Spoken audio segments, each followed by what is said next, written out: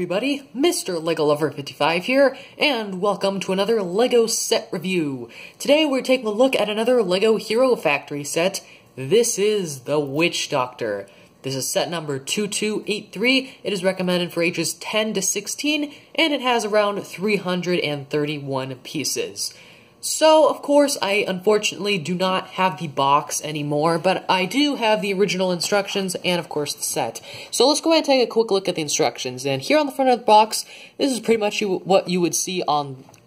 Did I say... Oh, no. Here on the front of the instructions, this is pretty much what you would have saw on the front of the box, just minus some set info. Here on this page, it shows that you should organize your pieces.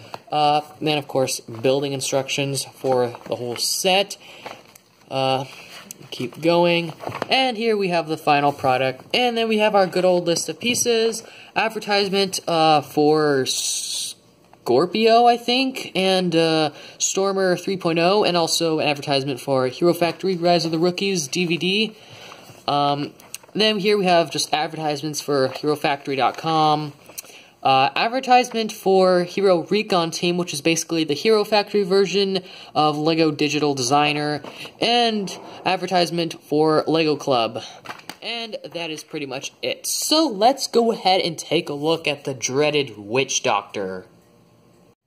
Okay, so here is the evil Witch Doctor, and I will just say this is probably one of the most complex Hero Factory sets that I have. So he's pretty tall, I guess one of the tallest Hero Factory sets that I have. So yeah, he is just very complex and tall and all that. So yeah, let's just take a look at his features and all that. So really his, I guess, main play feature is just this I guess Zamor type of launcher thing, and basically how that works is you just pinch down on this and it shoots this red Zamor sphere piece out. So yeah, that's how that works.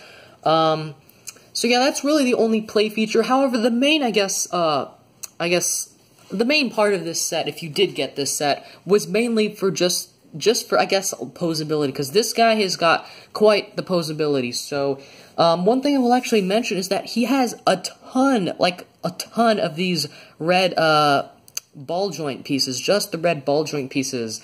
And, yeah, that's a lot of them. Well, I just said there's a lot, but there's like 30 plus of those things. So if you're a Machus, then this is a set that you would have definitely have been happy picking up. And I remember breaking down Witch Doctor and using a lot of those ball joints for other little mocks that I used to make. But yeah, it comes with a lot of those. So yeah, he has got quite a lot of posability. So well, I guess we'll start from the bottom up. So in his ankles, he can move his foot sort of side to side like that, as well as up and down, so quite a lot of posability there. Then for the knee, I guess he has sort of a weird knee. It goes like that, so that's something I'm not exactly too happy about with this set, but I guess it gets the job done. Just looks a little weird. He can move that just forward and backward, and he's got one of those piston extenders, or just pistons in the back. And then for his thigh joints, he can move it up and down, side to side, and up and down, sort of. You can get him in some pretty good poses like that, so yeah. Then for his arms, so for his shoulders here, you can move it up and down, forward and back. And then for his elbows, just forward and back, and then just standard articulation for his hands on both sides.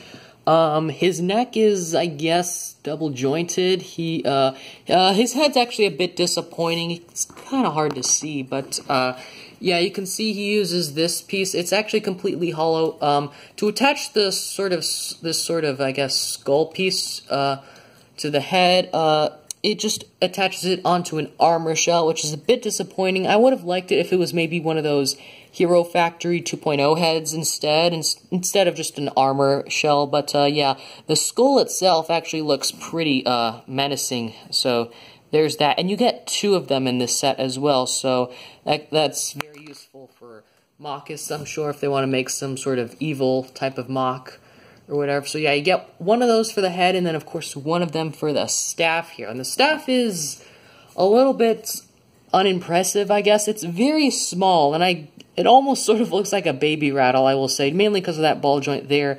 But yeah, it's very tiny compared to the rest of him.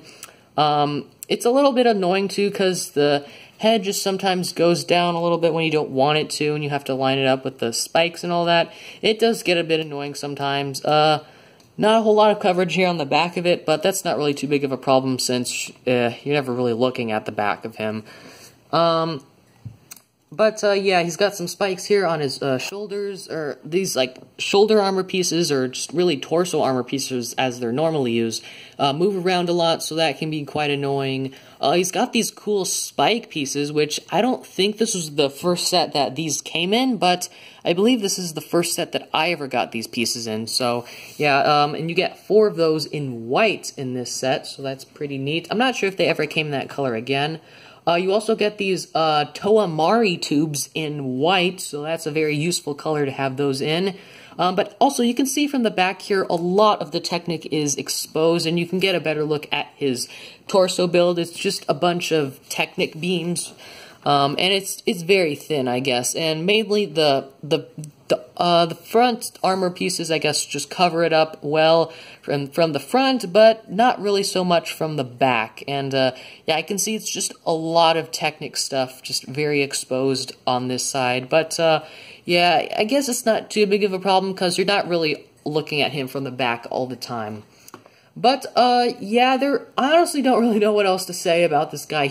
Oh wait, there is one more thing though I want to do, so I'm just gonna put him off to the side here, because I'm gonna compare his size to the Journey to One Makuta model, combiner model, and you can see I'm gonna go a little bit out of frame here. So he's not. Well, actually, let me try to pose him as try to pose Witch Doctor here as tall as he can be.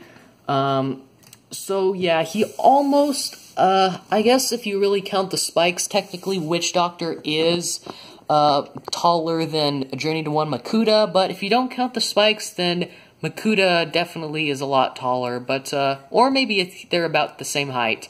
Yeah, you can see just how tall he is. He's almost, like, very close to being the exact same height as Journey to One Makuta, and Journey to One Makuta was pretty big.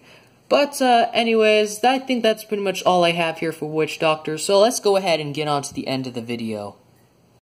Okay, so time for my final thoughts. So, overall, if you were to get any Hero Factory set, if you were to go back and get any Hero Factory set, it definitely needs to be this one. This one is probably, so far from what I can see, I think it's definitely one of my favorite Hero Factory sets ever, just because of, I think it's just one of the best in terms of design. It's just definitely one of the most complex, I will say. Maybe not the prettiest, but it's still a really cool set. Doesn't really have very many play features, but it's a cool display set. Yeah, there honestly really isn't a whole lot else I have to say about this set. I really do like it. If there was any Hero Factory set I would recommend, it's this one. But anyways, that's pretty much all I have to say, so I hope you guys enjoyed this video. Thank you for watching, and keep building!